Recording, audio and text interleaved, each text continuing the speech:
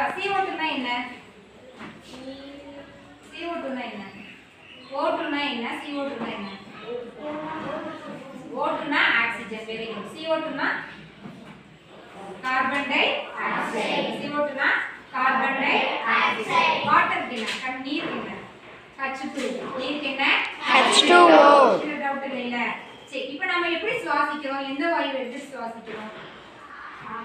Oxygen. நம்ம oxygen வாயுவை எடுத்துட்டு கார்பன் டை ஆக்சைடு வாயுவை வெளியிடுறோம். மரங்கள் என்ன செய்யுது?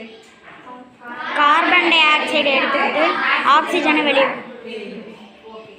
பகல்ல மரங்கள் என்ன செய்யும்? நைட்ல மரங்கள் என்ன செய்யும்? பகல்ல என்ன செய்யும் மரங்கள்? கார்பன் டை ஆக்சைடை எடுத்துட்டு ஆக்சிஜன் வாயுவை வெளியிடும். ஏன்? மரங்கள் வந்து பகல்ல பார்த்தீங்கன்னா ஒளிச்சேர்க்கை செய்யும். மரங்கள் வந்து தனக்கு தேவையான உணவை சூரிய ஒளியின் மூலம் எடுத்துக்கிறதுக்காக தனது தேவையான தானே தயாரிக்கிறதுக்காக ஒளிச்சேர்க்கை நிகழ்ச்சி பகல்ல நடக்கும். அதனால தான் மரங்கள் என்ன செய்யுது?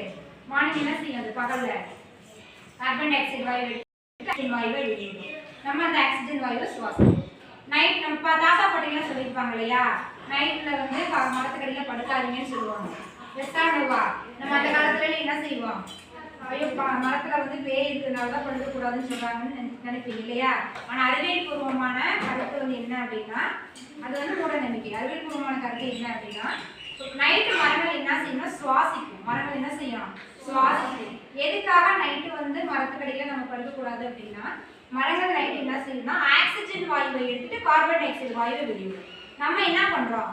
ஆக்சிஜன் எடுத்து கார்பன் டை ஆக்சைடு வெளியிடுறதுனால நம்ம சுவாசிக்கிறோம்.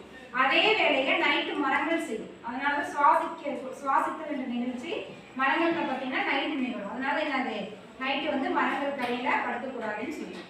ஓகேவா? இந்த கான்செப்ட் புரிஞ்சா இப்ப? சரி, இப்போ இந்த CO2 CO2ன்னு சொல்றாங்க. அந்த CO2ன்னு